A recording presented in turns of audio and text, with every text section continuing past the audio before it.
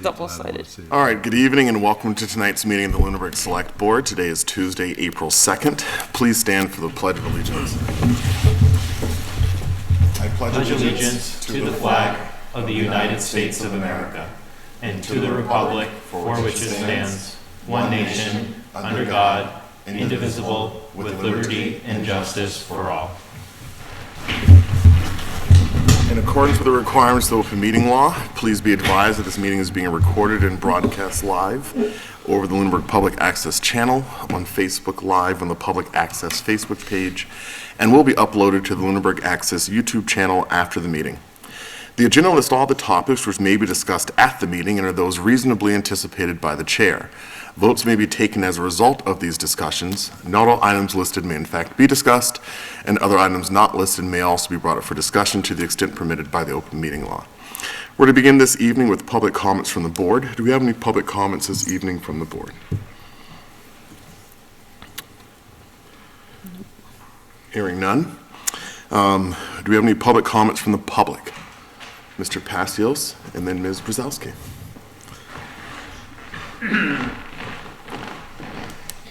Dave Passios, 56 Whiting Street. As I did at the last meeting, felt it prudent to make some public comment in regards to the article dealing with the Historical Commission. I'm aware that for the most part, Town Council has come back with, I believe, a decision that kind of supports what I was hoping for, and I'm hoping that you guys will endorse the alternate positions.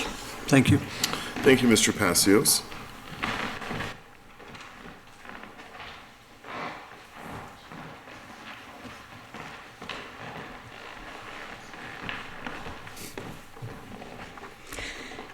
Hey, hello. I'm Laura Brzezowski, 21 Francis Ave. I am on the school committee. I'm speaking as myself, as I am not the chair, the spokesperson. The amount that we put forward for the override is $948,136. That is the total amount needed next year to level fund the schools, minus the anticipated and already planned for ESSER cuts. An override of $948,136 allows us to fund the schools next year without too many cuts or disruptions to students' education. I want to say again, I appreciate the ARPA funding. I appreciate the creativity to the solution. I appreciate Ms. Emke's advocacy for us to get what we needed to fund the bare minimum. I appreciate you guys' advocacy to get us there, and I appreciate the town manager's flexibility to get us the rest of the way. Thank you. I appreciate the vocal commitments of support for the school for this board. Thank you. The ARPA money does not add to our appropriation bottom line. It exists outside of the regular school department operational budget. It's a Band-Aid to get us by this year. It allows us to cover some one-time costs that typically are rolled into the operating budget. Now, the override. The override is for the total amount needed to get to a baseline level of current services this year, minus the loss of the federal ESSER grants. The school department has known the entire time that the ESSER grants would end and had planned for that. So the school committee felt it appropriate to not include the ESSER money in an override and voted accordingly. This is the blue budget on the rainbow spreadsheet, also called level service minus ESSER. This is the amount that we use to factor the override ask. The override would cover the school's operating budget and needs for fiscal year 25. The school committee will be discussing the ARPA funding if the override passes at our Wednesday night meeting tomorrow night. I think it's been moved to Zoom. Should the override pass, Ms. Lemieux outlined at Thursday night's finance committee meeting, the school committee can return to the select board and ask to please reallocate the money to other non-reoccurring expenses at your discretion. You may also rescind all or part of the money at your discretion. The ARPA funds were given to the school as an emergency Band-Aid to get us through fiscal year 25. I have opinions, but I'm going to save those for our publicly posted meeting tomorrow night as is appropriate. But I do want to add, as a private citizen and a parent of children in this town who utilize the school system, there is no perfect time for an override. There's no perfect number. There's no perfect way to do this. There's no textbook, there's no playbook. We are simply all, me, you, everyone in this room, citizens trying to find the best path forward as a community. Do not let pursuit of perfection get in the way of getting the job done. Do not allow Lunenburg to sit frozen, waiting for perfect opportunities that may never come. I keep hearing from everyone on this board that they support the schools, but supporting this override is how you actually do that. Support the schools with your vote. Support the schools by actually helping support the schools. Thank you. Thank you. Do we have any other public comments from the public this evening? We're looking at Zoom. Anything on Zoom? Seeing none. Any announcements this evening? All right. I'll make just a reminder. I mentioned this previously to the board that the Boys and Girls Club will be hosting with Mr. Alonzo as the host. Are You Smarter Than a Sixth Grader? And this is coming up on Friday, April the 26th from 7 p.m. to 9 p.m. So more information, I'm sure, will come out from the Boys and Girls Club, but just want to make sure people have that on their radar. If you haven't attended in the past, it's a really fun event. And likewise, I'll make this later probably with more detail, but we also have some cleanups that have been announced by the Parks Commission around town, and this is, coming up. Really, it's over the course of the month. So if anyone in their neighborhood has any interest in assisting with doing some roadside cleanup, picking up some trash, please go to the town website, look underneath the park commissioners, feel free to reach out to them, and be sure to sign up. So that way you can be counted for the section of road that you're going to take responsibility for. And if you just want to just go out and do it, please do. Any communications from other boards? Not aware of any.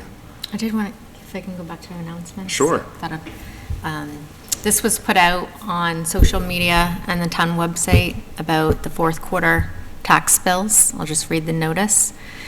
Due to an accounting system upgrade that occurred this fiscal year, the town has encountered some technical errors while generating the tax bill file for fourth quarter real estate bills, which we have been actively trying to resolve with our vendor. As these errors were still trying to be resolved at the end of last week, tax bills did not get mailed out by March 31st. As of today, we anticipate the tax bill file will be sent to our printer this week, and bills will be mailed out at the beginning of next week. Tax bills will be due 30 days after the date of mailing, and as of today, estimated time frame, the tax bill due date is estimated to be May 13th, 2024. This would also push the date to file an abatement application with the Board of Assessors until that due date of May 13th from the May 1st date. Thank you. Mr. Chair, I think I saw something, and maybe it's worth announcing, that the Lunenburg Water District, which had a meeting planned for this Thursday, because of the upcoming weather, canceled that. Is that correct? That was only for town staff and town and board and committee members, and I did send that out through the town-wide. Okay, it wasn't, email. okay. Wasn't the public. Okay, thank you. You're welcome. All right. Any other announcements? All right. Communication from the boards. Seeing none. All right. We're going to go ahead to our appointments. I think for the first time this year, we're a little early. So we have a 7:10 toll booth fundraiser request for May 18th by the Turkey Hill Family Lions Club. And do we have a representative from the Lions Club or representatives in attendance? Always good to see you. Hello, how's everybody? Good, yourself. Good, thanks. Corinne Scouten, 116 Island Road. Dawn Johnson, 357 Lancaster Ave. Little confusion tonight about our appointment. We know we're here definitely for the roadblock, but we also had... I thought I was on for the car show, but because that was the original date, but apparently I missed the second email, and that's next week. Okay. So So I guess she's on next week's agenda for... Off the top of my head, I don't know, but Heather may know off the top of her. I know there is an appointment on next week. Okay. But Annie from the office will contact you to All confirm. right. Okay. Very thank you. good. All right, go ahead. All right, so May 18th is the date that we're looking to do a roadblock again, voluntary toll, as we've done in the past. We've contacted all of the relevant departments, police, fire, DPW, Chris Ruth, Heather, of course, in this office. Everybody has replied with their blessing to go ahead, so all we needed to do was come before you. We know all the rules, we've got the vests, we've got the cones, we've got the signs, we know to stay out of the way of cars and not block the intersections, and nobody younger than 18 can be out in the road. Sounds like you've done this before. Yeah, we have, yeah. And we also asked to park our trailer over on the backside of the Ritter, and Mr. Ruth said that was fine as long as it's not blocking the back way around the Ritter building, and that's to collect any food donations that come in for the pantry.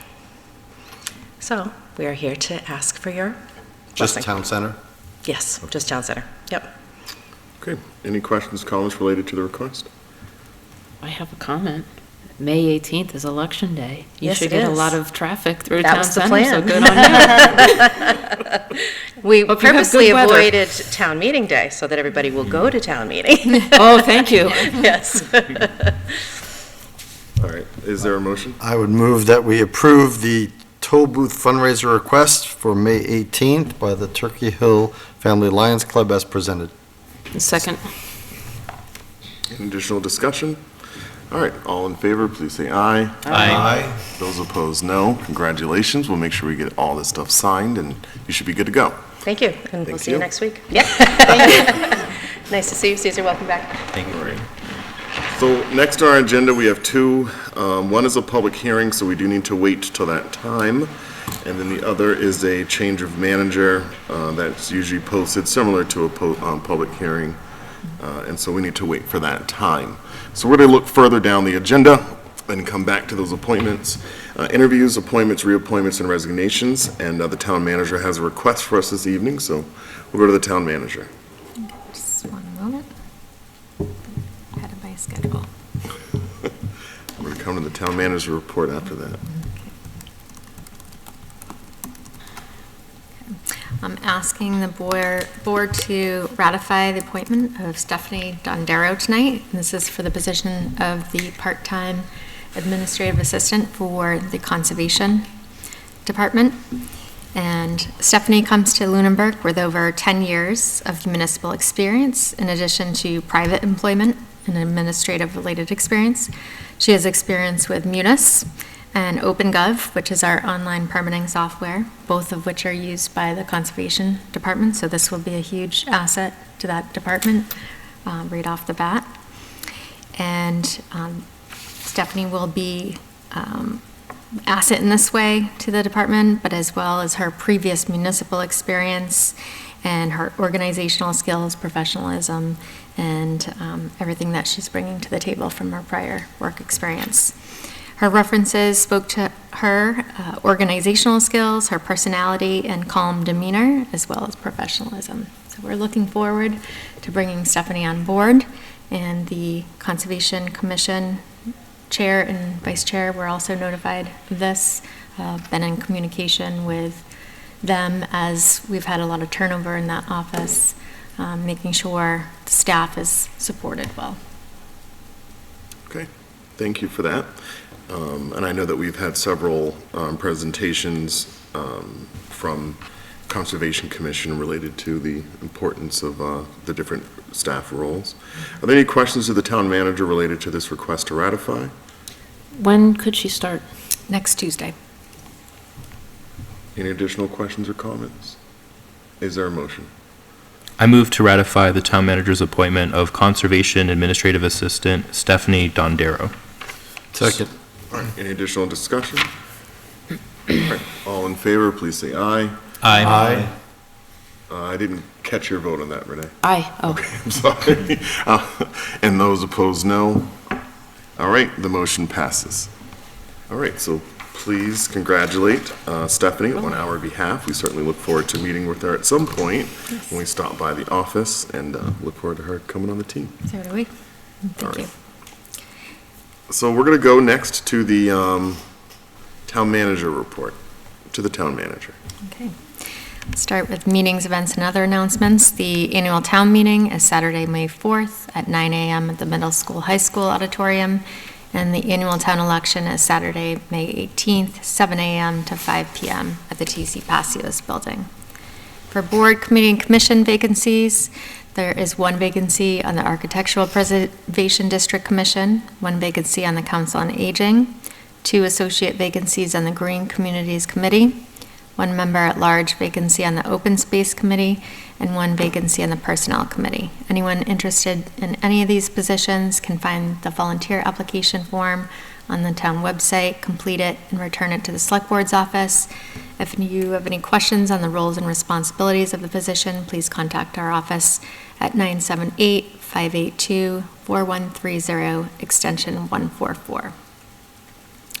For employment opportunities with the town, we have a facilities custodian position for 40 hours a week, land use director for 40 hours a week, planning board administrative assistant for 36 hours a week, seasonal cemetery laborers, seasonal lifeguards, and a temporary administrative assessing assistant for 32 hours a week.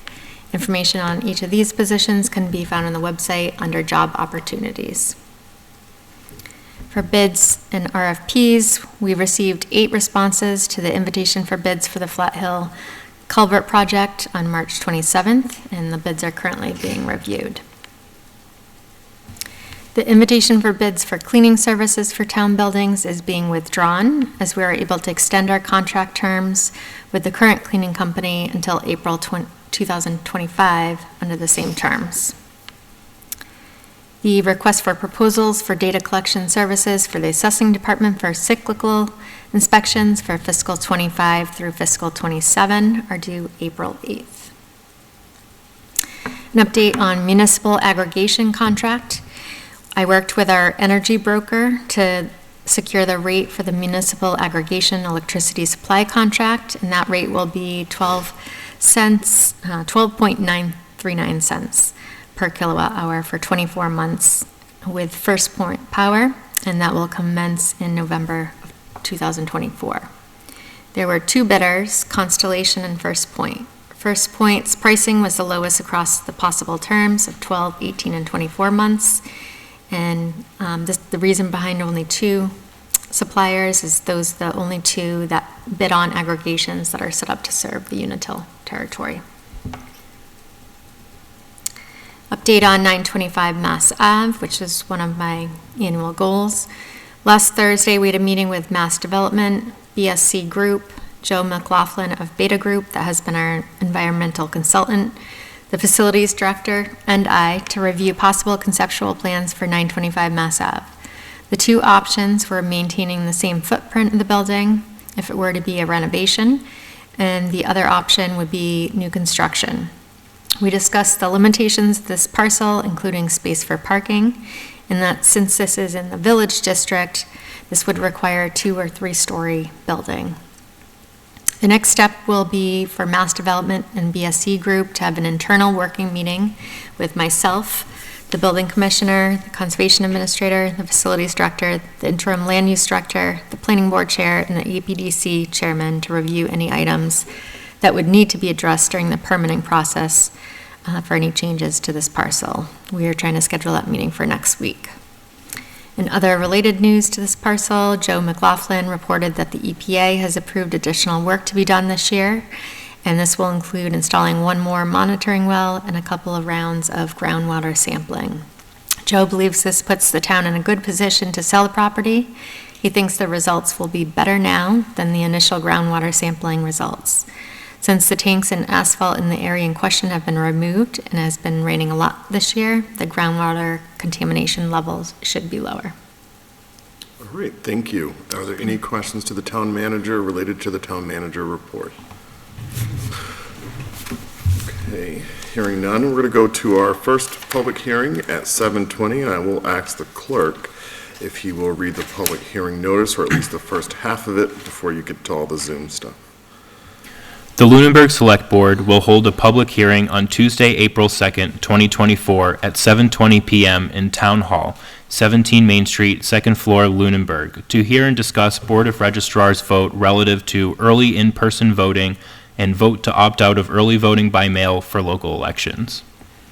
All right, thank you, Caesar, Selectman Nizzolo.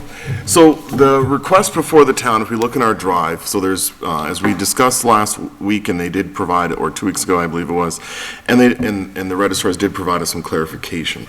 So the bottom line is we're being asked to opt out of early voting by mail. And this is separate from the absentee ballots, which are already permitted. This would basically allow people to come and again, vote via mail.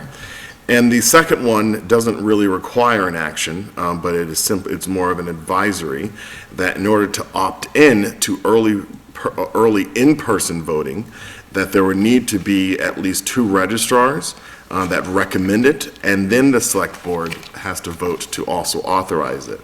Given that we did not have 2 registrars make the recommendation, there's no action for the board to take, and so there will not be in-person early voting for municipal elections.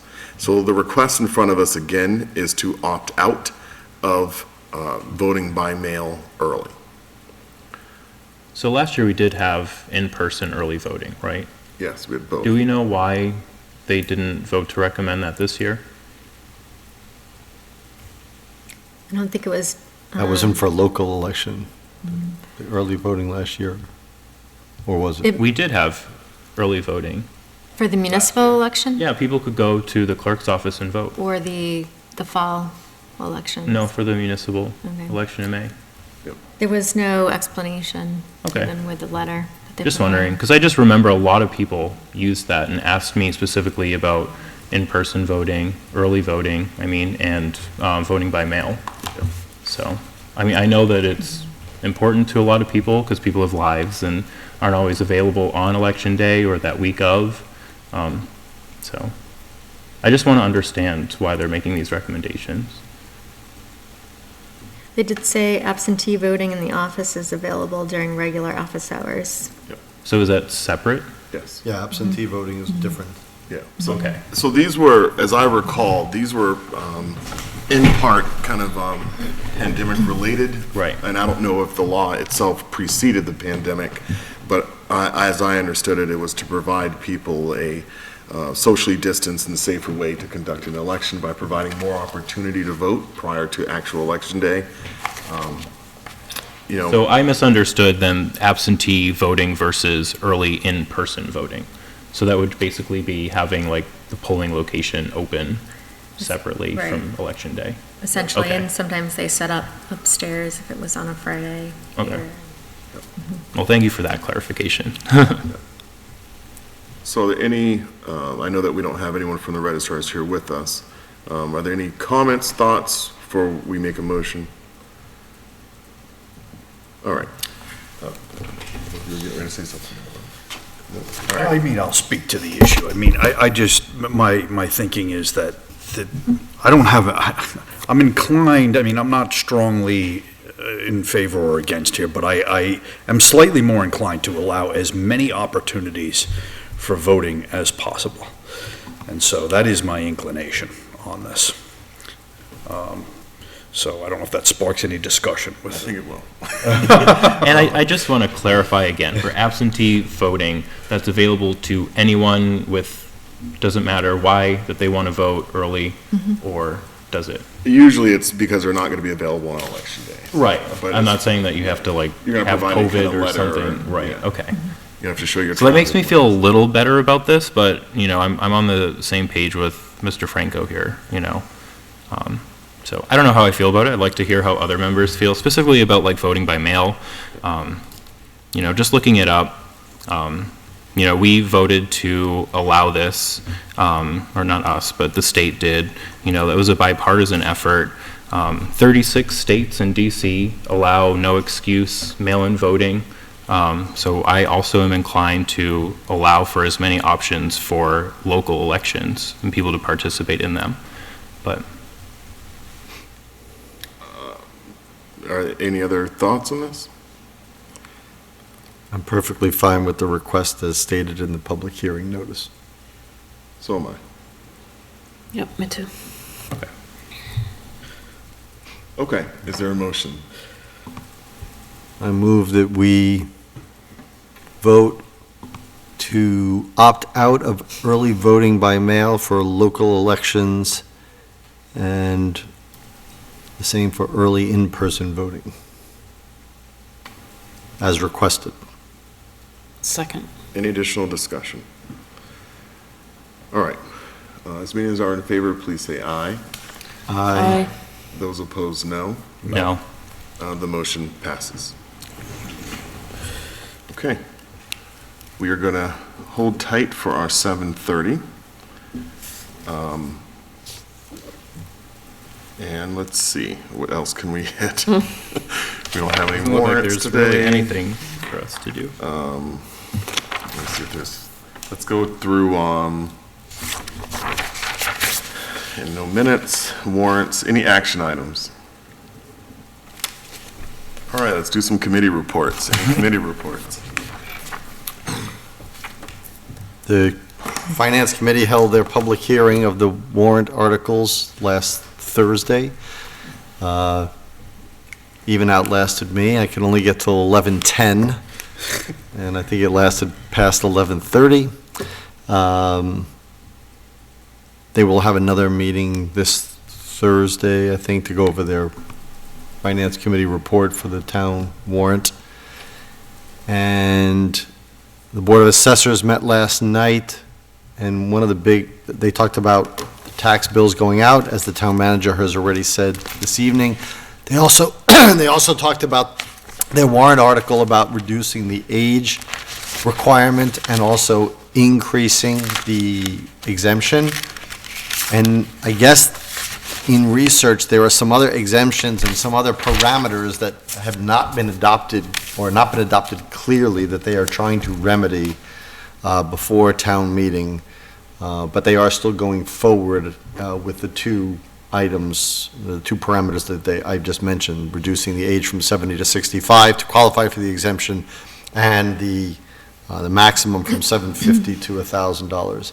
But there were other items that they need addressed, like what is the exemption qualification as far as income, and have we adopted things like COLA that affect yearly what that exemption minimum is, or maximum, depending which way you're looking at it. So it was a good discussion, and they will be, again, trying to come up with answers to those questions for the annual town meeting. If they don't, those parameters may be held over and be brought forward in the November special town meeting.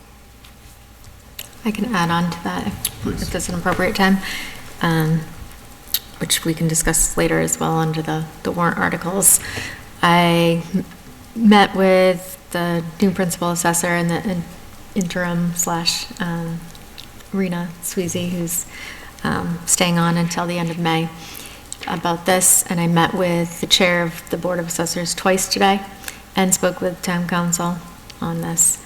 And we think a solution to that article in particular related to the income requirements and the asset restrictions is to just reference as allowed by, under the statute, for those two things. Because if it is wrong or was voted incorrectly at the last town meeting, which we found, where they did some research and was found to be done in 2006, it doesn't, one of the parameters doesn't match what's coming up in a IGR, informational guidance release from DOR, about those same thresholds, that we're at least complying with what's allowed by the statute.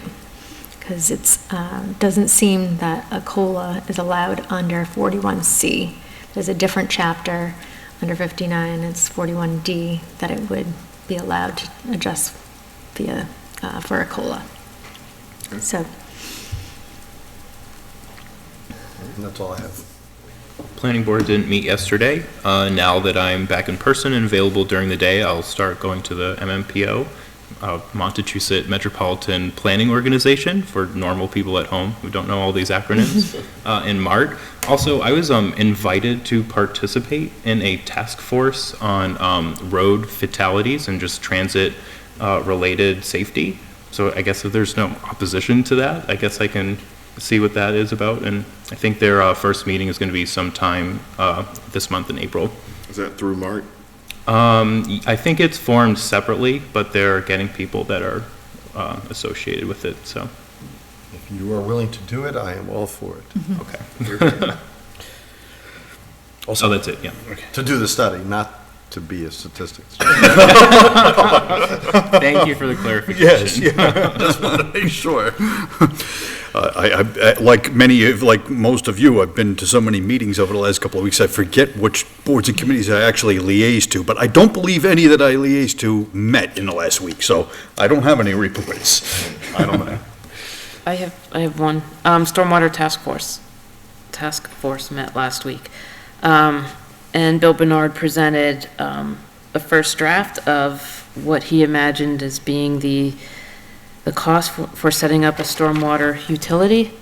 And he was going to talk with Nick from CEI and review the numbers with him and get some other ideas about how to set up a utility in terms of how to set the rate or the bill. So we'll be following up on that next month. And school committee met last week as well. I wasn't there because I was at Stormwater. But I don't think they voted on the override number. Just to firm that up. And meeting tomorrow. Okay. All right. Thank you. Any other committee reports before we go to our 7:30? So, all right, I'm just trying to get the name of the applicant so we can pin them to the screen. It looks like it's going to be Robert Bilodeau. So whoever controls our back screen here. Yep, there we go. Okay, so next on our agenda, we're going to begin our public hearing, and this is, again, for a change of manager to Robert Scott Bilodeau for alcohol license number 16-PK-0636 for Victory Distributors LLC, doing business as Hannaford Supermarket and Pharmacy, number 8388, located at 333 Massachusetts Avenue. And again, this is for our local Hannaford, which does sell alcohol. So I'm just looking to see if we have I do see Mr. Bilodeau here with us. Excuse me, Yeah. sorry. So, Thank you, Mr. Chairman so what, and members of the board. Sorry, this is Attorney Sam Richard for the applicant. thank you. So what we can do is, we're going to begin this, and so the first order of business is for Mr. Bilodeau, and I see you're represented by counsel, to then state, the reason why you are here in front of us tonight, why you are requesting a change of manager, and then again, and not again, but if you can go over any kind of relevant experience related to this. Thank you, Mr. Chairman and members of the board.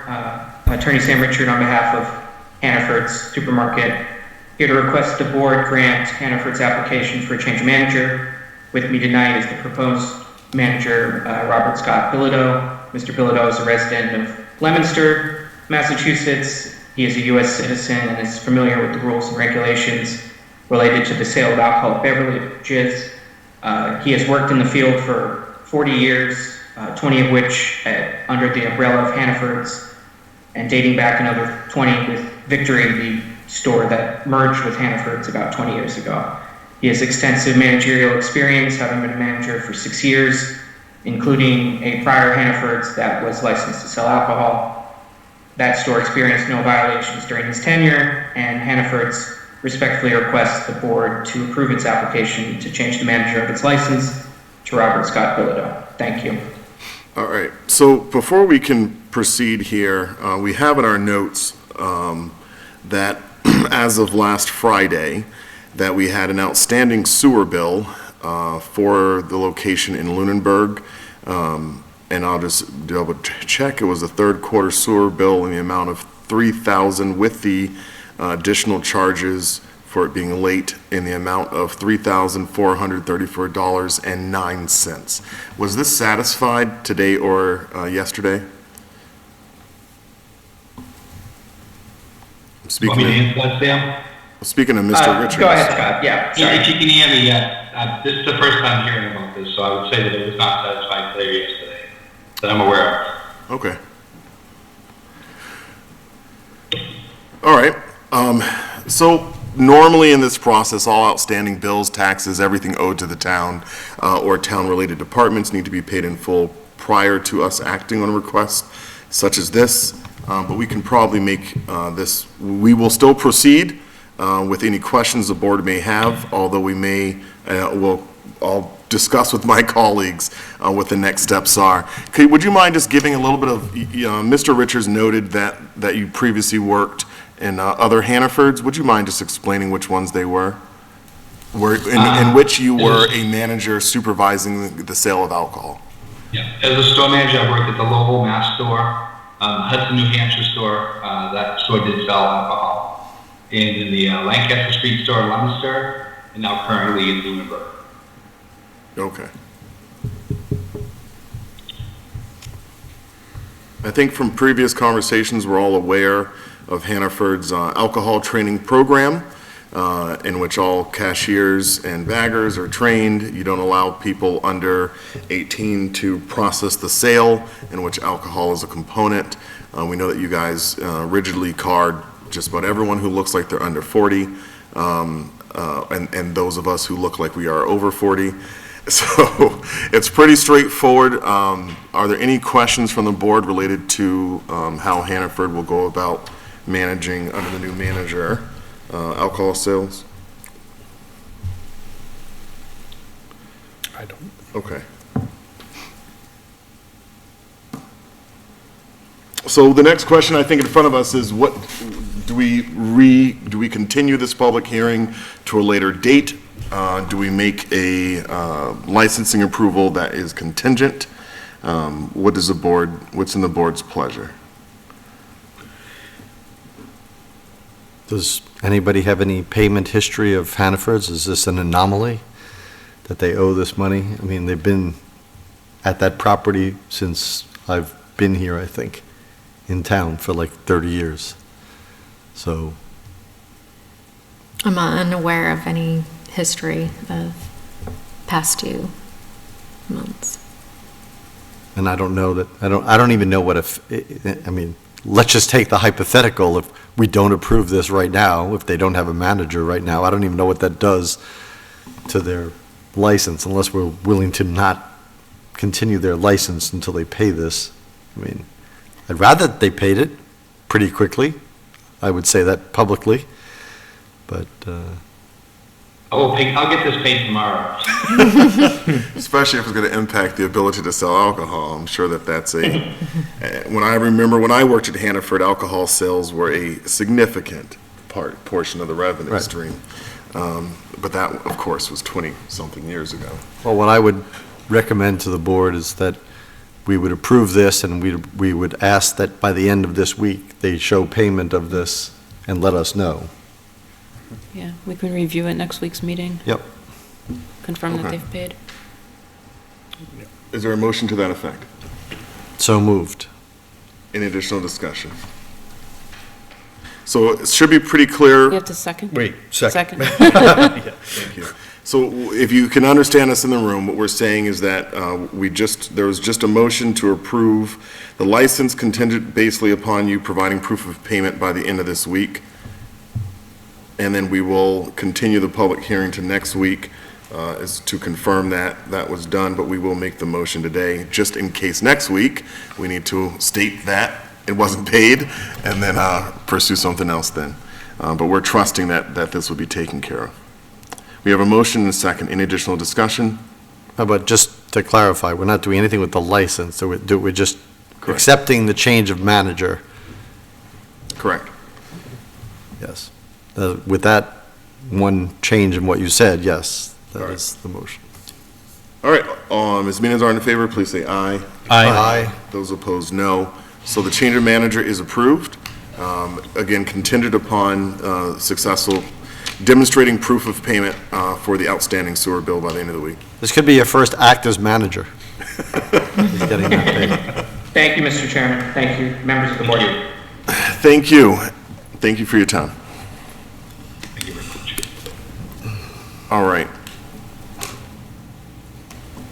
Okay, let's go to old business discussion of fiscal year 24 budget, fiscal year budget, capital plan, annual town meeting warrant articles. So I know that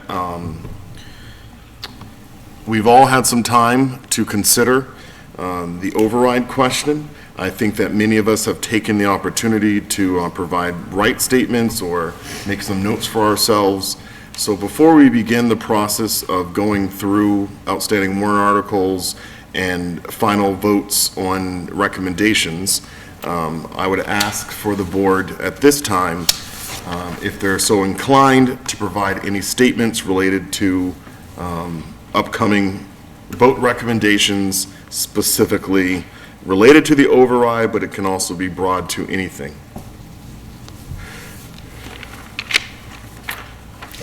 I have a statement I'll make, but I didn't know if other members did first, but.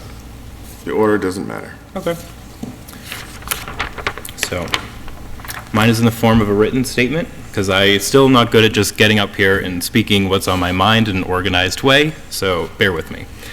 But I support the override. First of all, in terms of values, I feel obligated to support public education. The cuts that would happen without an override are too drastic for me to not support it. I can't help but keep in mind during all of this that we live in the richest country in human history. And the conversation we're having is whether we're going to fire a math teacher or a PE teacher. Which of those would be less bad? In addition to all the other vital positions that would be cut. When the conversation we should be having is about which programs and classes we want to add to make public education better. This conversation is just too far away from where I think we should be as a community and the investments we should be making in future generations to create a strong, innovative 21st century economy. That's values and idealism. And I get it, I'm very idealistic. My idealism tells me to support this override, but I'm also very realistic. The reality is also that we need this override. I support a budget task force. I think we can find efficiencies that will make an impact. But efficiencies here and there will not address the root cause, which is a structural disadvantage. Rising costs are far outpacing the 2.5% annual increase we're limited by. It's time for an override. Next year will only be worse if we're behind at the beginning of the budget season. So what are we going to do? Are we going to be here next year confronted with even worse cuts? First of all, that would be terrible. We should not be putting ourselves in that situation. But also, if you realize that this override is an uphill battle, which I think we all do you really think next year that we'll be able to pass an even bigger override? It's not going to happen. So this override is necessary. It's also the most realistic ask to bring to voters. We also have to consider the unintended consequences. The cuts will reduce the quality of public education in town. No override will also put us in a worse budget position moving forward. But what about staff? What about the uncertainty and stress that we'll be introducing to their work lives by showing them we don't value or support them and instead make their jobs even harder? That will have a long-lasting negative impact. I know it's difficult to ask voters to pay more in taxes. Many of us are struggling with rising costs, and frankly, a lot of residents just don't trust us enough to be willing to chip in more. I recognize that. This override would cost the average household in town $3.88 a week. I'm not wealthy by any means, trust me, but I can manage that. And for me, what an override would do for our town far outweighs that small increase. I'm willing to chip in to invest in our future, and I sincerely ask voters to consider supporting this as well. Thank you. Thank you. Do you want me to go? Say again? Do you want to go? Want me to go? You can, Rock, paper, scissors? say what now? She said rock, paper, scissors. I'll go. if you Okay. wish. So I will, I also have prepared comments, but I will also participate in, I will also issue extemporaneous comments as the dialogue progresses. So my prepared statements. This has been a long, arduous, and at times less than perfect process. Many have argued passionately on both sides of this issue. And now the question of whether to recommend approval of the finalized override number is before the Select Board. Some new to the annual town budgeting process have expressed frustration at what they see as indecisiveness or an unwillingness to commit to action. But I know better. I serve on this board, and I know that this is a process that requires careful deliberation and consideration of numerous factors, including the needs and interests of multiple constituencies and the impacts on others. It also requires the Select Board to carefully weigh the inputs of the finance and school committees. And I know that each member of this Select Board has studied this issue carefully, has listened to people, and the inputs of other boards and committees. And each of us will reach his or her own conclusions, or has. It is not a simple question, and I certainly appreciate how a reasonable person could come out on either side of this issue. That said, I announce my support for the override, but with some reservations, as I have previously stated. Was this put together too hastily? Does it account for needs of various town departments going into the future? I don't fully know the answers to these questions. Time will tell, but we must, of course, decide now, and we know that the need in the schools is pressing. The school committee and the superintendent have made a compelling case, in my opinion. I have been at turns heartened and disheartened at various points throughout this process. Heartened by the passion of people that stood up and advocated for what they thought is needed. I appreciate that. But I've also been disheartened by a lack of patience and a line of thinking that this is a simple issue to decide. And perhaps most disturbingly, on occasion calls for less philosophizing. That is anathema to me. Most of what I do in my public service is informed in some way by philosophy, history, or both. And certainly that is the case here. As I have previously mentioned, while I have a son who grew up in town, he never attended Lunenburg Public Schools. And yet my wife and I willingly and robustly support public school funding. We supported the construction of the new school. We support robust funding because these are societal interests that must transcend self-interest. Many have advanced arguments that appeal to self-interest, and I understand that. That's very pragmatic. That is one critical way of getting the message through to people. For example, at some level, arguments relative to sustaining property values resonate, and certainly appealing to people who have children in the schools. The most direct self-interest resonates. On a pragmatic level, such arguments will garner support. But, as I've stated previously many times, my support is rooted primarily in philosophy. My philosophy is that we have a duty to educate the youth and provide what they need to secure their futures. Additionally, in no small measure, securing their future secures our own future. They are the future of the country, and as we grow older, we will need younger people to support a robust economy and sustain democracy. And so, despite the limited calls to refrain from philosophizing, my decision is nearly entirely rooted in philosophy, and not at all in direct self-interest. From an historical perspective, I am formed by people like John and Abigail Adams, both of whom have been personal heroes of mine since I was a boy growing up in New Jersey. Their views on public education are well documented.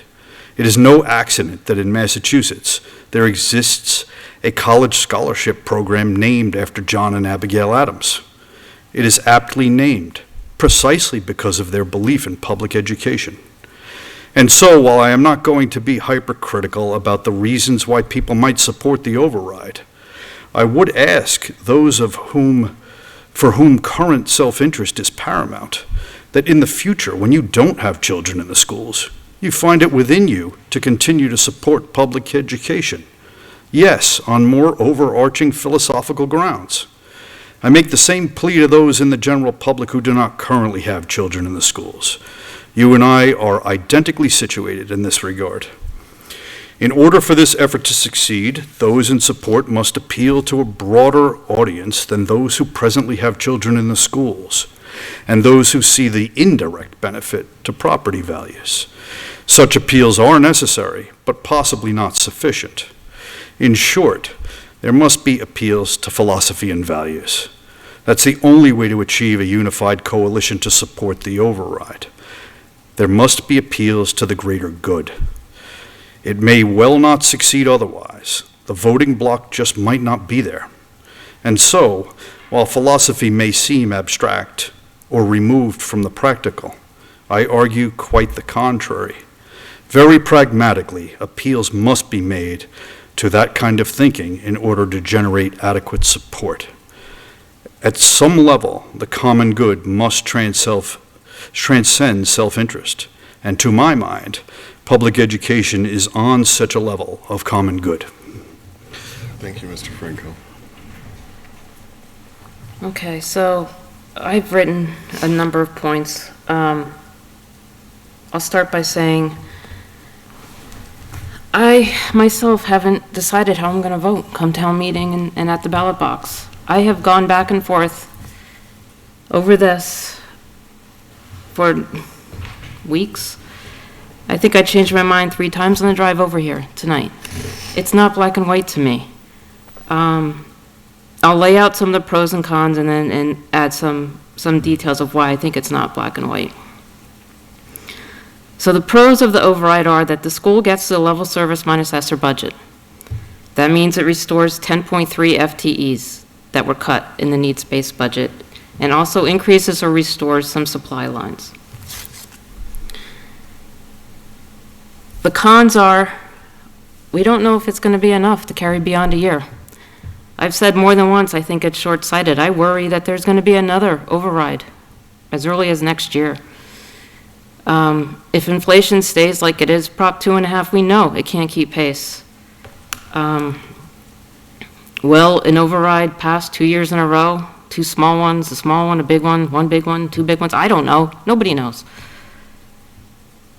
The second con, in my opinion, it doesn't address the needs in other town departments in FY25. We know that other departments in town need funding. This year, we paused the scheduled funding of the payment plans to give money to the school.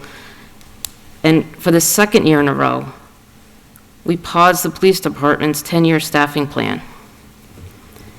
So we're starting to see, alarm bells are going off. We're hitting safety, and, this is a sign. This is, to me, I think it's a warning sign that we likely will need another override.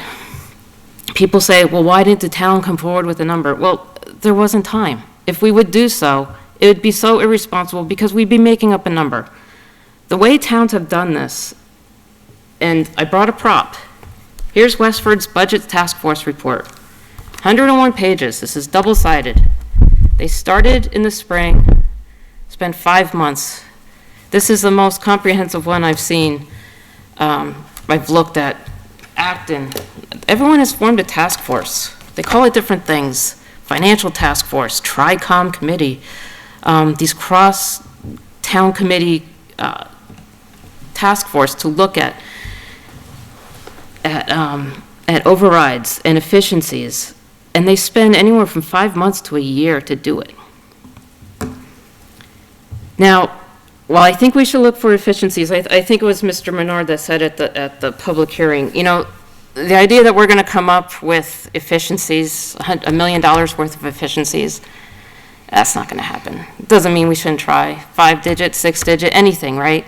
Any efficiency we can gain is important. The other thing I thought of was the override comes on the heels of this being a revaluation year. I looked at the property taxes. More than 800 homeowners, about 20% of the residents have a double-digit increase in property tax. Condos, yeah, are a big part of that, but almost half are non-condos. And I think a lot of these people don't even know it's coming. Someone in my neighborhood yesterday was totally unaware. I looked up his taxes. He's getting a 40% increase, doesn't even know it's coming. Now, I'm not saying that if someone's got such a big increase in the property tax, they can't afford the override. That, you know, what do I know? That's their decision. I don't know what their individual situation is.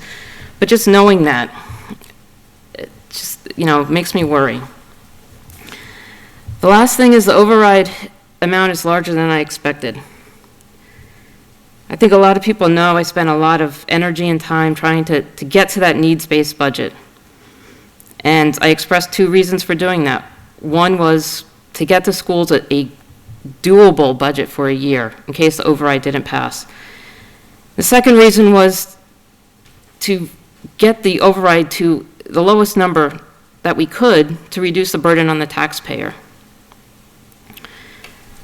So I was expecting the override amount to be in the $700,000 range. And to be honest, I was surprised when the number was brought up by the $221,000 of ARPA. I understand the explanation that was given, but honestly, I don't agree with it. Primarily because 2/3 of that ARPA money is being used for one-time costs. I can see the $75,000 roughly that's going towards Chromebooks. Yeah, that doesn't really sit well with me as being a use of ARPA money, so I'm willing, you know, I can see that being included in the override calculation because that is a recurring cost, but, you know, being in the situation we're in, you know, I think using the ARPA money, we have to do what we have to do in the situation. So, I've been a proponent of a comprehensive plan from the beginning. I'm not necessarily seeking perfection. I know we can't, perfection is not attainable, but I think we can do better.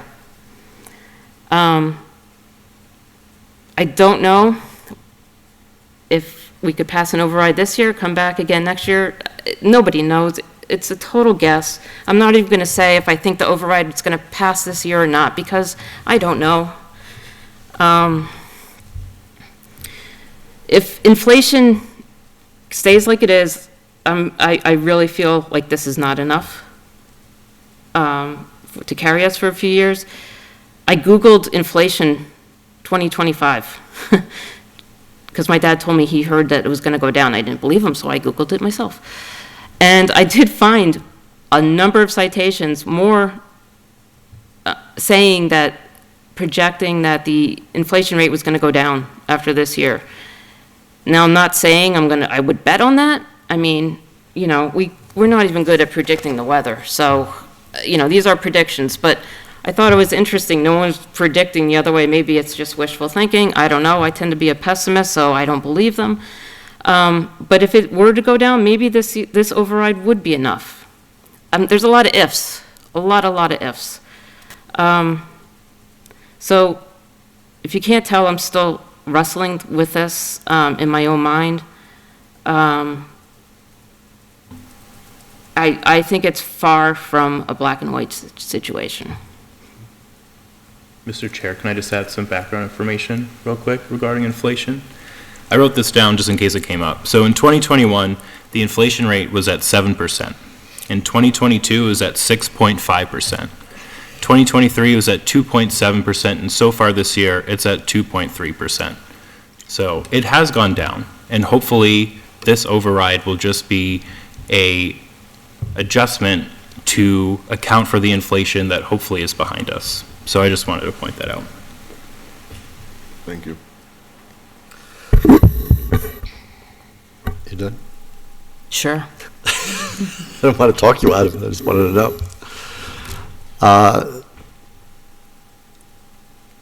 I am finishing my 17th year on this board, and 2 years before that on the Finance Committee, so I've been intimate with the town budget and finances for many years. As is noted many times during this discussion over the past 6 weeks, 8 weeks, the last override, operational override, as opposed to a debt exclusion override that passed, was in 1992. So obviously they don't come along very frequently and they don't pass very frequently. There's been 2 attempts since then. I was a proponent of both of those over the years, and both of those failed for various reasons. I will say that over that course of time, that probably this may be one of the toughest decisions I've had to make, support or not support the override. I have come to a conclusion, but I will explain how I got there before I state the conclusion. First of all, I've been very clear that Prop 2.5 builds in a structural unsustainability into every municipal's budget, every municipality. Inflation, we've had a great run until the pandemic of inflation being around 2 to 3% for many, many years. But before then, back in the early 2000s, and then with the financial crisis of 2008, we've had years where it was very high, and we had certain components of our budget, like health insurance, were going up 8 to 10% a year, year on year. So the way I look at Prop 2.5 is that every municipality will be faced with a time when they have to pass an operational override. It is not really an option to have a sustainable budget without doing it. However, because it's not easy to pass, certainly in our town, not easy to pass, other towns may find it easier, you have to be carefully planned. And the things that you have to plan are, first of all, a needs assessment. Like, what are the needs across every department in town? Why do we have those needs? And then we can get to, okay, what absolutely needs to be addressed, what can wait potentially, and what is definitely a would like to have instead of a need to have. All of that data that needs to be collected to make that analysis takes one thing that this override request didn't have, and that's time. My colleague goes over the report from Westford, a 101-page report. They started their task force, the financial task force or override task force, back last spring. Groton, the same thing, started it in the late summer of last year and gave time so they can analyze this. In the end, you're asking people, taxpayers, to fund more, and I think it is not unjustified or inappropriate for a taxpayer who is going to be asked to vote for this to say, A, what is it going for? What other options have you looked at? And most importantly, how long will this last? How long will this override last till we get to the next one? The last one, they said, lasted 30 years. Now, you could argue that that was way too long. I would argue that we've had to make adjustments along the way, and partially where we are now is because we didn't pass one of the earlier ones. But it's a fair question that needs an answer. And if somebody says, well, I don't know. I don't even know if it's going to last past next year, because last year, nobody said we were going to be in a 1 million, I mean, when we started this and heard about this in January, the numbers range from $1.2 to $1.9 million below a level service budget. No one said that. Everybody was like, well, how did we get to this? So if you didn't know that was coming up, and you can't answer the question, will the override that you're asking for last more than 1 year before you're looking at it again, that's going to give people pause.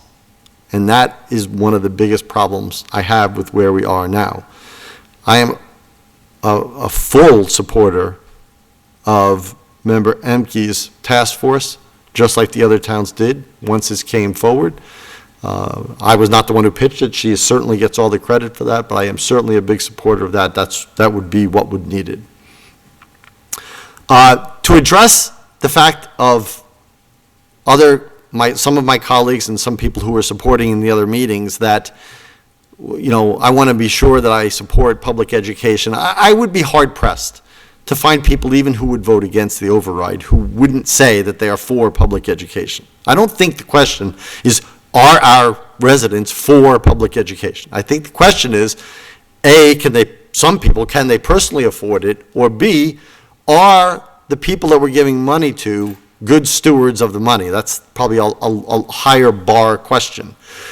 And if you come with them and you don't know the answer to how long this is going to last, I think that starts answering, in the absence of data supporting anything otherwise, it supplies them with the answer of, okay, are you good stewards? If you didn't know this was coming last year, how can you predict that it's not going to come next year? And so that is a problem.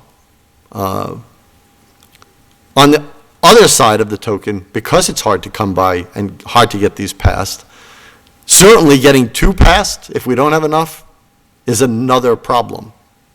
But that problem is before us. Like, this question is going to be on the ballot. We have already agreed it's on the ballot.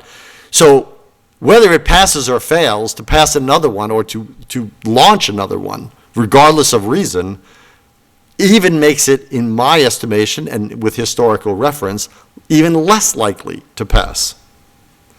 So with all of this going on, I would say that I certainly don't want the perfect or even the better to be an obstacle to the good. I can certainly say that the money that's asked for in the override is certainly needed. It's needed in the larger scope than just the schools. It's needed because, again, the town needs to raise more money to make the pie bigger. It's not that we're funding our schools at less of a percentage. It's that other towns that have K through 12 schools, for instance, they fund their towns at the same percentage of the pie chart that we do. It's just that they have a bigger pie. And so there's no doubt that this money is needed. The fact that it's not comprehensive enough, I don't want to get in the way of the fact that I think it's needed. So with that logic, I will support this. It's not the way I would have wanted this to happen. But the money is certainly needed and will not be put to bad use.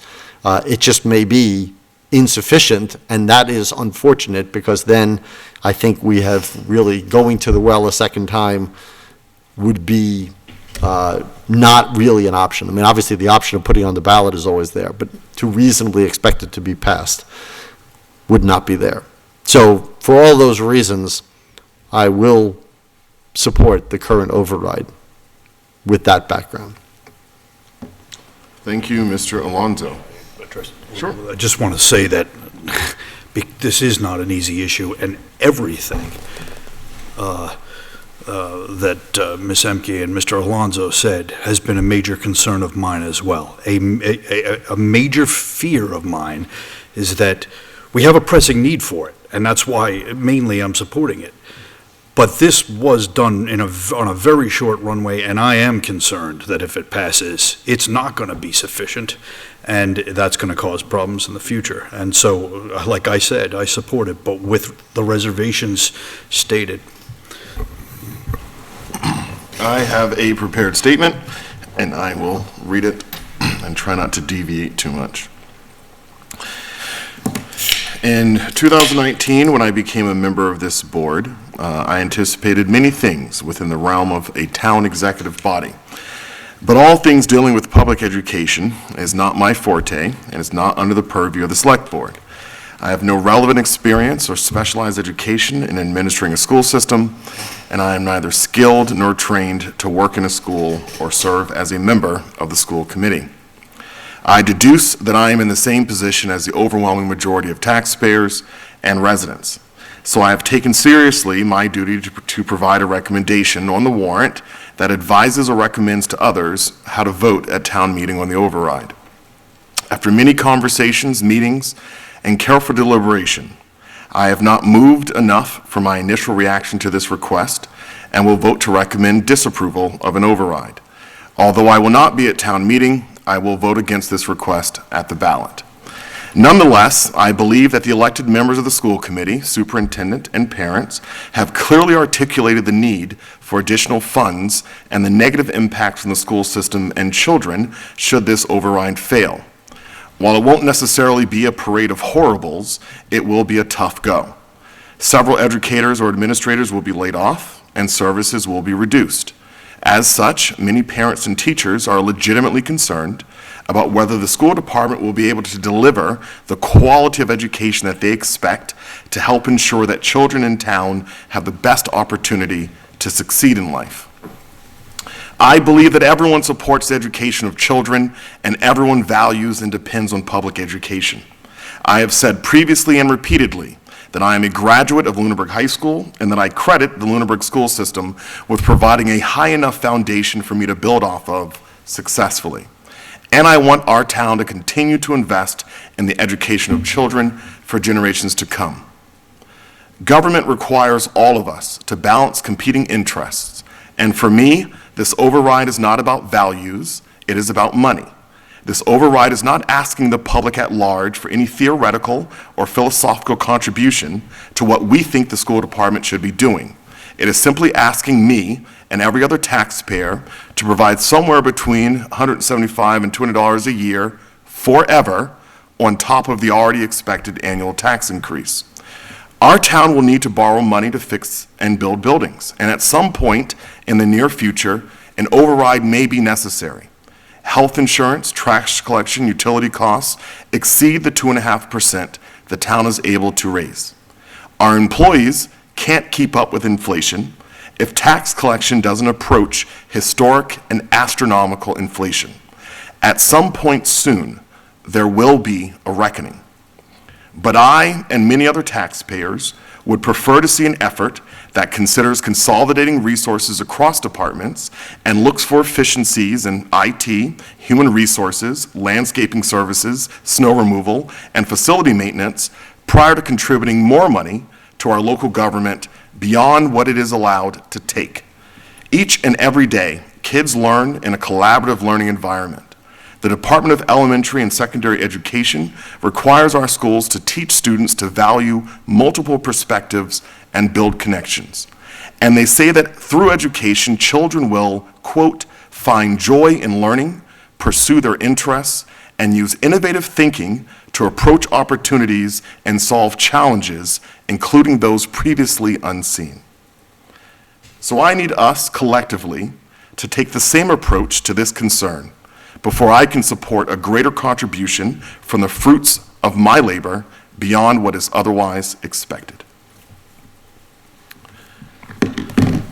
So I think we all said many of the same things tonight and had many of the same concerns. So let's now go through where we are on these warrant articles, the ones we have not voted on, and let's proceed with making recommendations. So let me go ahead and pull it up.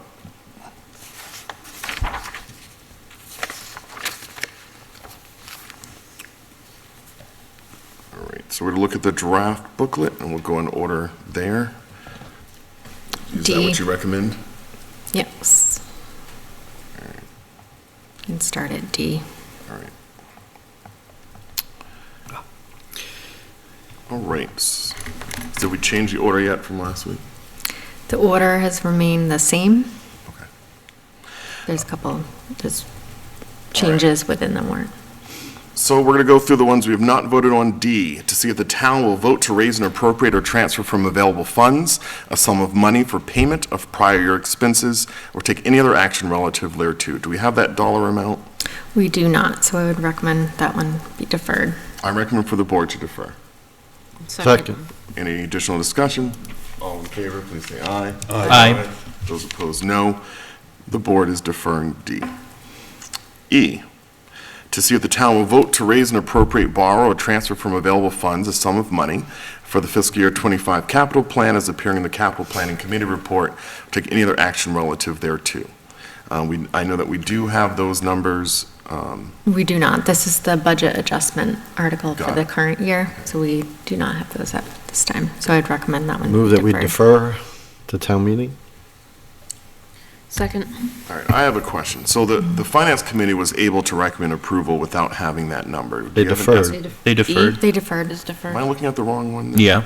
Thank you. I'm looking at F. All right. That's not what I read. I read F, but I did not read E. I read F. So let me read E.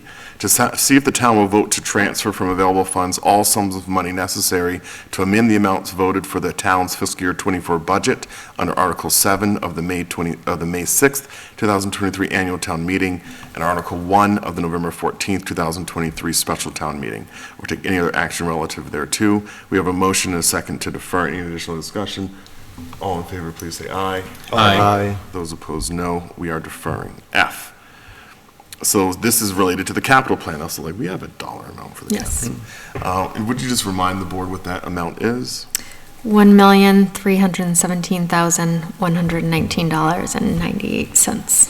So the request is to see if the town will vote to raise and appropriate, borrow, or transfer from available funds that amount of money for the fiscal year 25 capital plan as appearing in the capital planning committee report, or take any other action relative thereto. Is there a motion to recommend? I move that we recommend approval. Second. Any additional discussion? All right, all in favor, please say aye. Aye. Those opposed, no. Board recommends approval 5-0. G, do we have a dollar amount here? $44,024,349.19. And this is related to the overall budget. To see if the town will vote to raise and appropriate or transfer from available funds a sum of money to defray the charges and expenses for the town for fiscal year 2025, and to fix the salaries and compensation of all elected officials of the town, and any other item included in the budget of the town manager, or take any other action relative thereto. Do we have a motion to approve? Motion to recommend approval. Second. All right, any additional discussion? All right, all in favor, please say aye. Aye. Those opposed, no. Board recommends approval 5-0. H, this is related to the override. To see if the town will vote to raise and appropriate $948,136 to supplement the Lunenburg Public Schools budget for fiscal year 2025, contingent upon the passage of a Proposition 2.5 ballot question, or take any other action relative thereto. Is there a motion to recommend? I move that the board recommend approval. Second. Any additional discussion? Do we want to discuss this anymore? Does anyone want to discuss this anymore? I would just simply just note that, not to argue in favor or against it, just the fact that you heard every member of the select board speak, and we all considered the same factors. That's how difficult this decision is. And over the last 2 to 3 weeks, I was actually on the other side of this thing some of the time. It's not a simple question. I think Ms. Emke's comments convey that strenuously, and look, I can easily appreciate how somebody could be undecided, somebody could be on the opposite side of this issue that I am. That's all I want to say about it. It's not. Yeah. I would add that, I understand the concern. I think we've all said it. For me, there's an additional question, which is beyond is the money needed. It is, for me, it is also, is this the most efficient way to spend the money? And my answer to that is no. And I'm very concerned about the amount of property owners, as Selectman Imke noted, who are going to be receiving a notable tax increase. I'm concerned about the seniors who live in our community who can't afford it. I'm concerned about the different families who aren't of, high means and who will, have some challenges here. And generally, I don't comment on much of what the school department does other than vocalizing my support for them, but it's not lost on me that our school department is not succeeding at preparing kids to not go to college. In other words, the kids who aren't going to college, I think in large part they're being left behind. So if the override was asking for $948,136 to bring shop back, teach kids how to work on cars, teach some woodworking, engage in the state program that Senator Cronin has presented, which is helping train students to provide them with middle-class jobs, then I would absolutely support it. But to continue the status quo, my opinion generally, I don't have one, but since in this case I am being asked to continue the status quo, it is a no. and it's a pretty firm no from me. Are there any other discussion I have points? 2 additional comments. One, I think if we didn't get to the needs-based budget, this would be an easier and obvious decision. Second, with respect to the ARPA money and how it factors into the override, even if that ARPA money were to come back to the town at this point, the tax impact remains. And that sticks with me too. Well, I will add one, only because now 2 members have mentioned this, I will mention it in the other regard. I try to resolve these questions being put to us, or whether I think they're good for the town with a capital T. We're asking voters, and I think every voter will vote at their own economics, whether they want to. I certainly feel for people on fixed income, I've mentioned that. I've worked hard to create exceptions and exclusions and abatements for them, and people who are, have tighter budgets than others, but I'm not deciding for them what their situations are. They decide for them. I'm just being asked to decide, do I think the town, is the money warranted? And I'm convinced that the money is warranted. My problem is that I don't think we've had enough time to judge just how much is warranted beyond the question of the number we're being asked. And so we have laser focus on a department, and I think that is the weakness of the question before us. But there's no doubt in my mind that the town needs the money. Yeah, I agree. The town needs the money.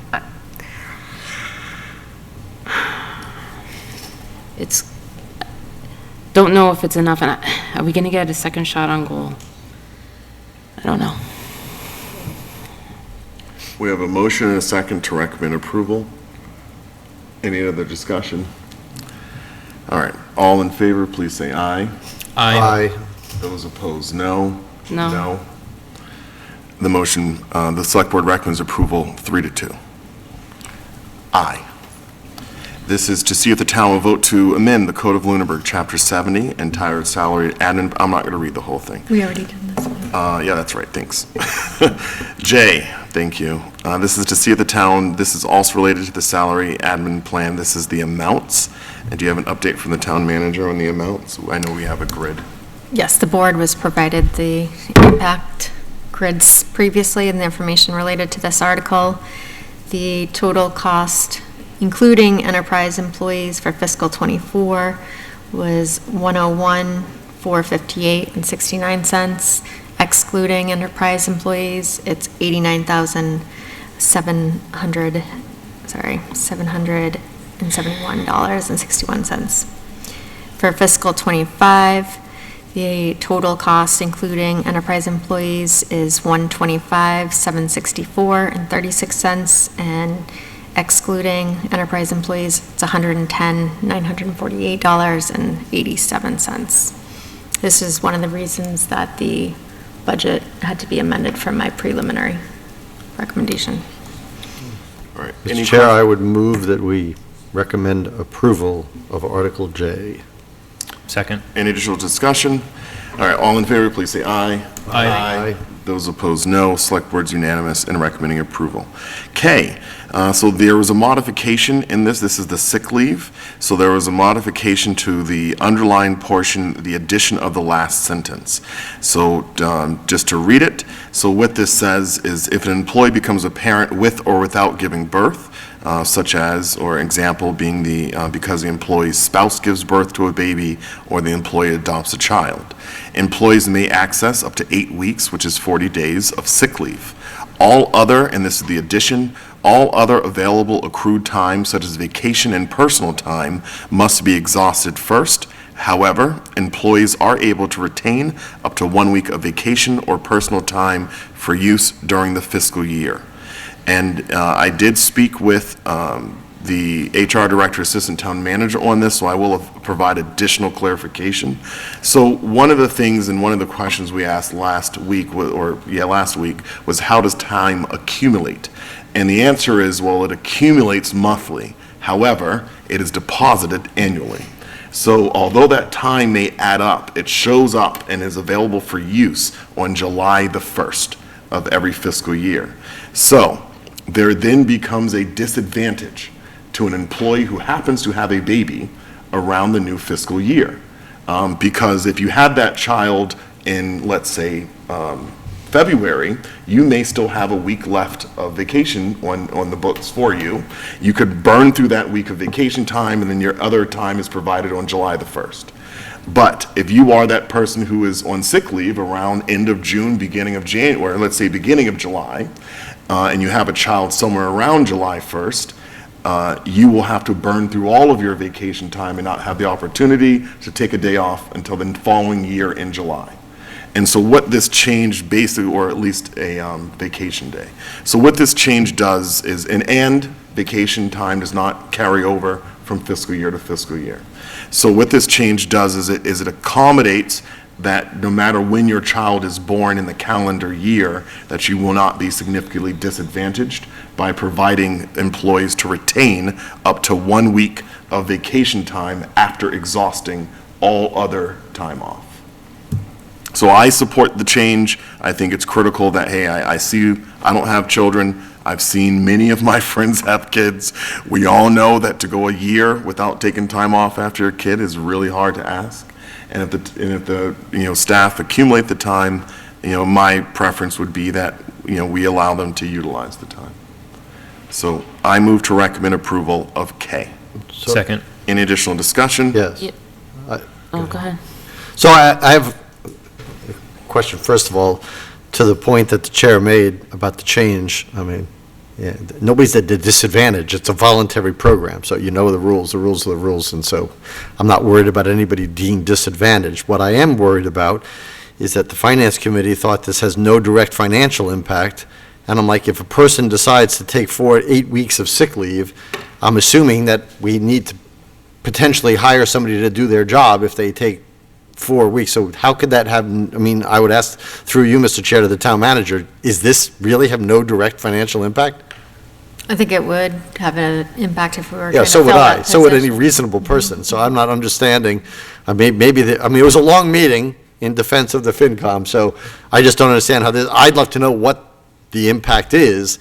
And also at the Finance Committee meeting, somebody brought up some interesting points, because of the way it's written, they talk about a birth of a child, that maybe your spouse gives birth, but then it talks about adopting a child, and somebody says, well, what if you adopt somebody who's 15 years old?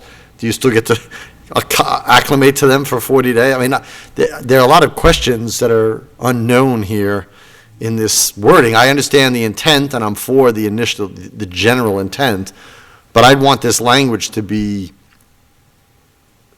paralleled or at least equivalent to what other unions have, so we're offering the same things. And I don't know if we've done that. Does this language appear in other unions? It greatly exceeds. It Okay. greatly exceeds what is currently in union agreements. I think the language says if an employee becomes a parent with or without giving birth, and that is specifically spells out that if a parent adopts a 15-year-old, that they are entitled to the Right. same amount of time off. But is that what we're intending? I believe that should is be. what is the intent. I think so. Okay. I don't think that was the intent, by the way. I think the intent was if you adopted an infant. But that's me reading into it. But that being said, if this is new language, A, it's going to have a direct financial impact. I want to know what the impact is. And second of all, if this is above and beyond, then we know how this goes. Because then the unions are going to get above and beyond, then it'll have a big financial impact. So I'd like to know what that financial impact is before I get to vote on this personally. And I don't know if we can quantify what that is, because it's new and we wouldn't even have any idea how many people would partake in this. So if I can offer as comment, I think that, we have, Family Medical Leave Act, right? And that entitles employees to take off X amount of time unpaid. Now, Massachusetts. Can I correct that? Yeah. No, our policy with FMLA, you have to use your time, your benefit time while you're out on FMLA. And there's obviously criteria to qualify for FMLA. However, if you do not have that time accumulated, you're entitled to that time off unpaid, correct? Right. Correct.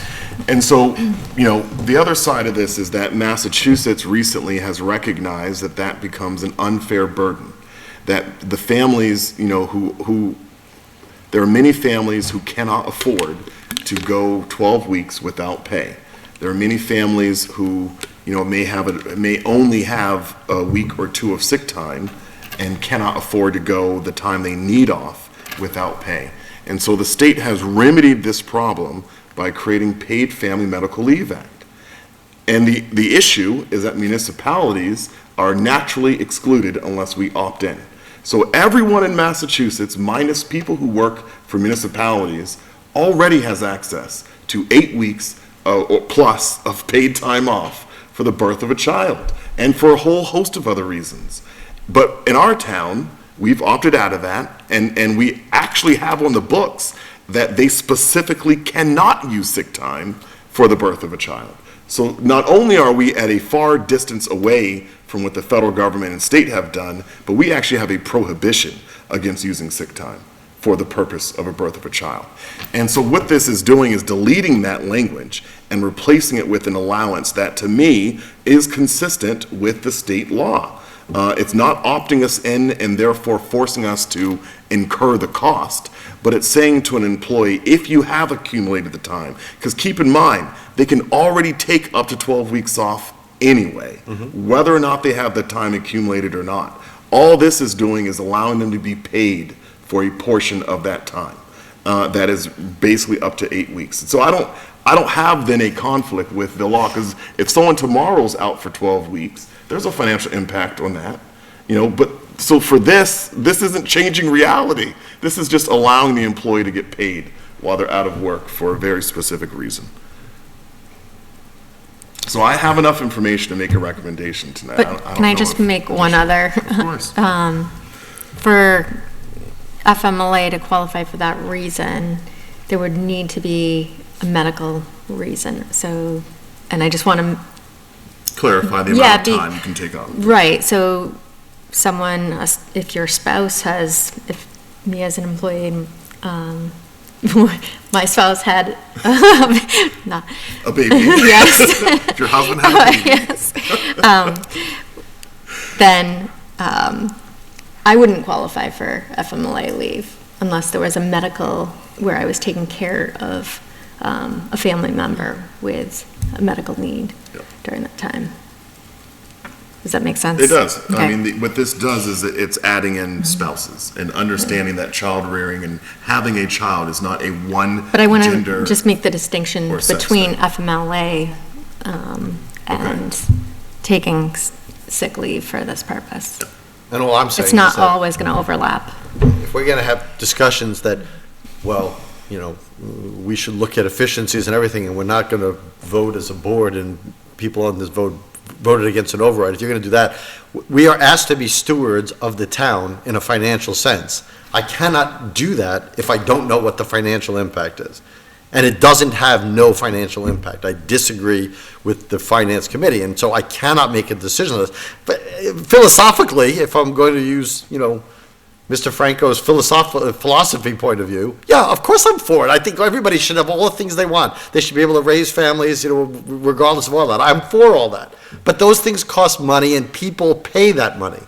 And before I ask people to pay that money, I just want to make sure that, in my mind, it is equitable across all of our unions, because that's what's going to happen. If one group gets something that's above what somebody else gets, in the next cycle of contracts, it's going to be across all of them. I need to know what that is.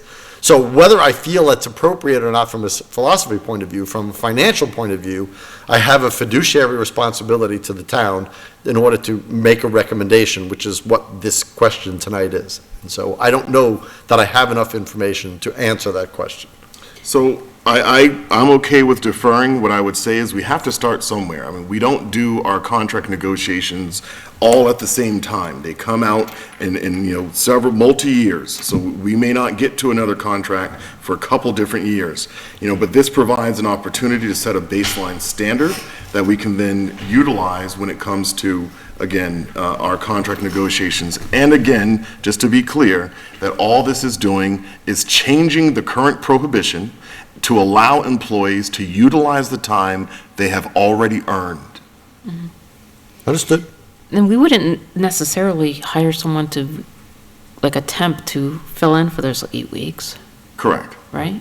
Guess I it mean, I was depends on what the thinking we person's job wouldn't. is. Yeah. And many employees, I would suspect, would not take all the time off.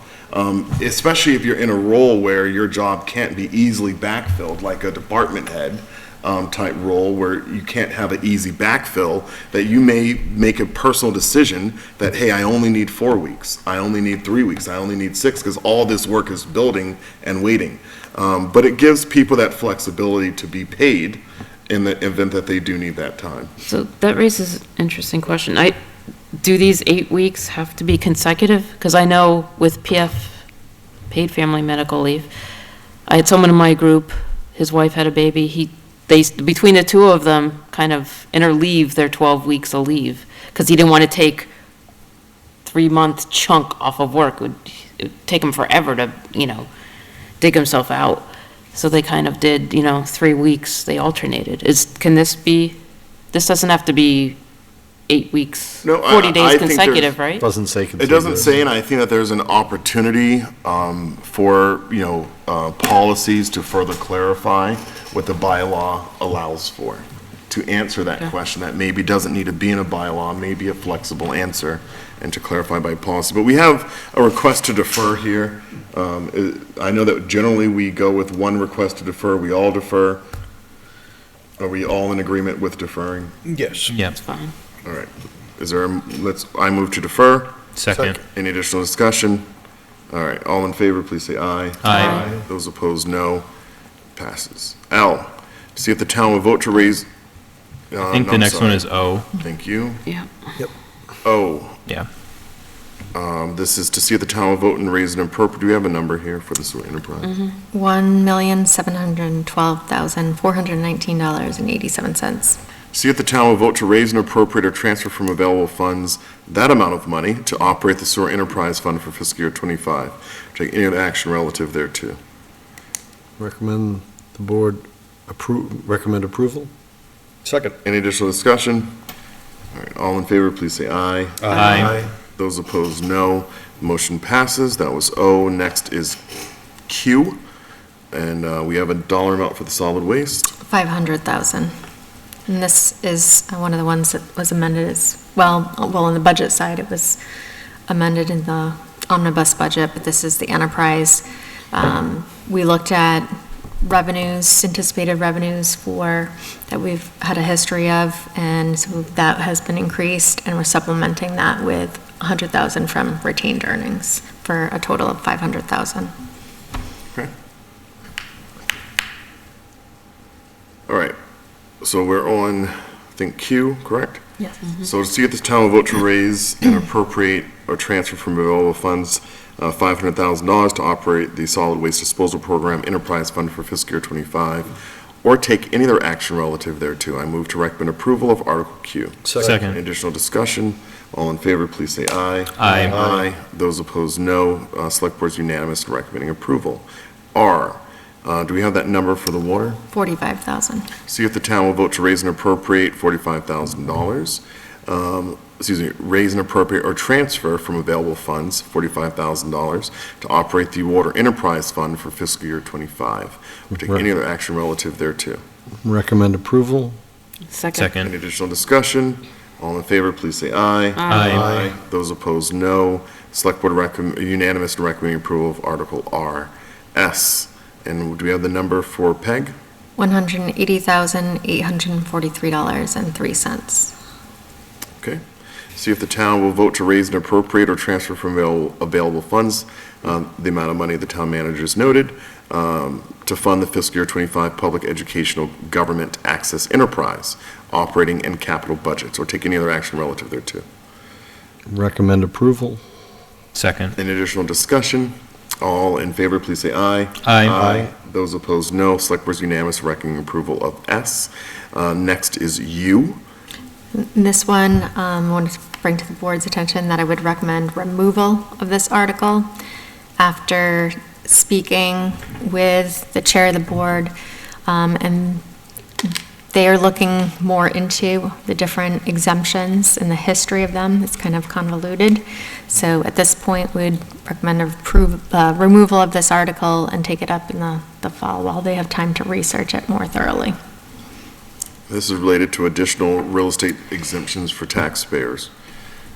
Yes, and that is one thing that is inaccurate. 59, 5C and a half wouldn't be what we would want to be looking for doing in the end result as well. This is that provision of law adds for the additional exemptions beyond what the town does. So would they be this is what they discussed potentially putting back on in November? Not this particular one, but what they really want to do. They need to look more into the history of the different exemptions and the amounts that were given over the years. Right, but they're looking to get that for the November special town meeting? Yes. Okay. So as clarification, and I'm asking this question really to Mr. Alonso, I know that motions don't hurt, but given that I've answered my own question. At our last meeting, we accepted all of the articles, so we do need to move to remove it. Okay. By the way, just for further reference, I mean, the discussion to discuss whether we should remove is longer than just making a motion to remove it. I was curious about process of so we could remove it, but I remember that we did. I move to remove Article U from the warrant. Second. Any additional discussion? All right, all in favor, please say aye. Aye. Those opposed, no. Ruins all our numbering now. We've removed, U.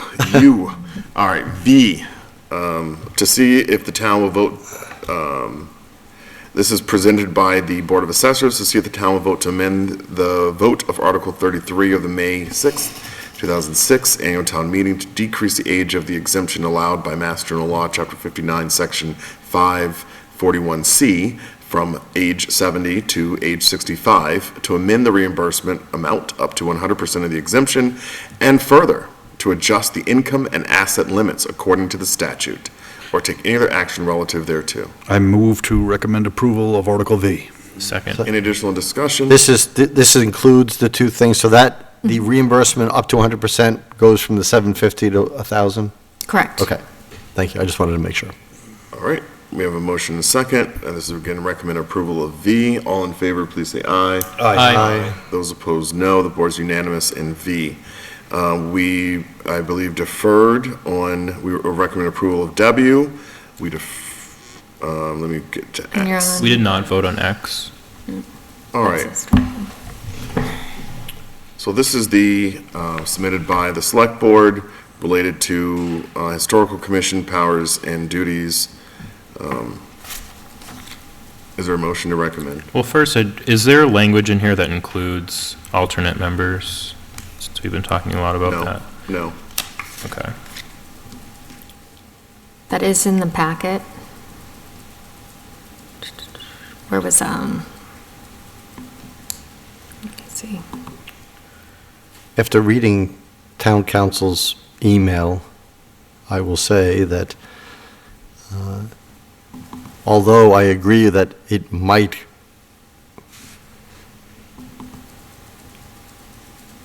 proactively clarify, I would argue, if he was here, I would argue that the omission of it does clarify. That, again, this article was meant to codify what we have already been doing and have been doing for 45 years. So, I as one member don't have any inclination to add alternate members. I don't speak for anybody else, obviously, on the board, but I don't see any reason why we would, aside from the fact that the statute says we could, we may, but I don't see any reason why we would. I think that if boards requested and we have the ability to do it. Well, the board hasn't requested, the commission hasn't requested it, that I am aware of. I thought we received a communication from the chair of the Historical Commission asking for the appointment of an alternate. I didn't see anything. Have you seen anything? I do recall seeing Well, that. I didn't see any email. Was it? Okay. Well, So, I think that's because he thought they were alternates. So I think the first question is, we have this article, we submitted it. My understanding, Mr. Alonso, is that you are correct, that this codifies what the practice has been for a while, as you said, over 4 decades. I think the first question is, do we want to remove it and float it through the Historical Commission and come back in the fall? Or do we want to submit it as is? So what would happen if we remove it based on? We remove it, then that gives us, basically 6 months to modify it again, or come back and have the conversation and say, look, we don't like alternates, and let's just put it in as presented initially. Why wouldn't we codify it, and then if you didn't like it, you could change it in the fall? Special town meeting. Right. Well, I mean, why enact, I would be inclined not to enact something if we anticipate immediately changing it. Well, it's enacted already. I mean, we are doing it. Everything in here we're doing. This doesn't introduce anything new. Yeah. All it does is put it in the bylaws because we don't have it in the bylaws. And we had to look through countless, I had to look through countless town meeting warrants to find out the answer, which I preferred somebody 20 years from now not having to do again. All right. If those are the only 2 choices we're talking about doing, either removing it or keeping it on and voting it on it as is, if we vote on it as is and keep it on there, vote to recommend approval, there's still the opportunity for a floor amendment to be made to add alternates at town meeting, correct? Correct. So why short circuit that? Why not leave that opportunity open? I mean, my understanding is that the Historical Commission hasn't had the opportunity to even review this. Not that that's necessary, because it's not, but I think as a courtesy, it may be something that we may want to do. And again, it is a change from what is currently allowed. Maybe it wasn't practiced for 40 years, doesn't mean it wasn't allowed for 40 years. Let me make this about as quick as we can. I move to remove Article X from the warrant. There's not a second, so we're not removing it. I move to recommend approval of Article X. Second. Any additional discussion? All right, all in favor, please say aye. Aye. Those opposed, no. No. Select Board recommends approval of Article X 4-1. Y. So Y and Z, I believe we deferred? Yes. And I just want to make sure that's everything. That's everything, right? Okay. All right. So we have all of that. I want to take advantage of the early evening here and not dig into bylaws. If that's okay with the majority of the board. I don't think anyone was expecting that conversation tonight anyway. I gotta say, I was kind of looking forward to it myself, but, No, you weren't. All right, current business, voting on the override ballot question to be submitted to the town clerk for the May 18th annual town election. And so we have this language in here, and let me just pull it up. So the annual town election ballot question. To the clerk, do you want to read this? Sure. May 18th, well, you just read that part. Shall the town of Lunenburg be allowed to assess an additional 948,136,000, hold on, let me start over. $948,136 in real estate and personal property taxes for the purpose of funding the Lunenburg Public School Department for the fiscal year beginning July 1st, 2024? Yes or no? All right, I move to add the override ballot question to the ballot and to submit to the town clerk for the May 18th annual town election. Second. Any additional discussion? All right, does this need to be a roll call vote? I think it does. So let's just do this, a roll call vote. This could be a roll call vote. Selectman Imke. Aye. Selectman Alonso. Aye. Selectman Nuzolo. Aye. Selectman Franco. Aye. And an aye for myself. Okay. Upcoming meetings. The Select Board is meeting again on April the 9th, April the 9th, that's next week. We are taking a break on April the 16th, and then we will again be meeting on April the 23rd, April the 30th, and then we will have town meeting shortly thereafter. And Lou, you're getting to the end of the road here.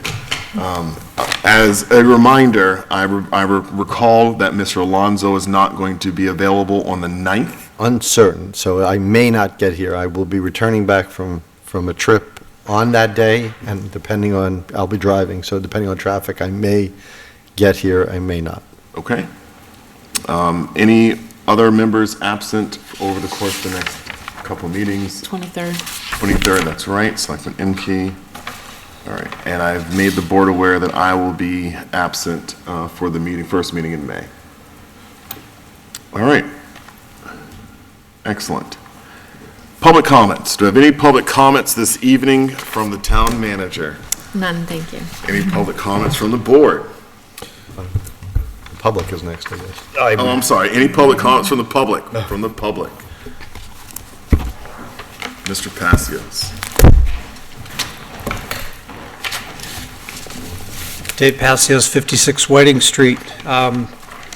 Your unwillingness at this point to add the alternates to the article, I understand I don't agree with your position on it, but I understand where you're coming from. But it speaks to a very big or bigger underlying problem that we have with our charter and our bylaws.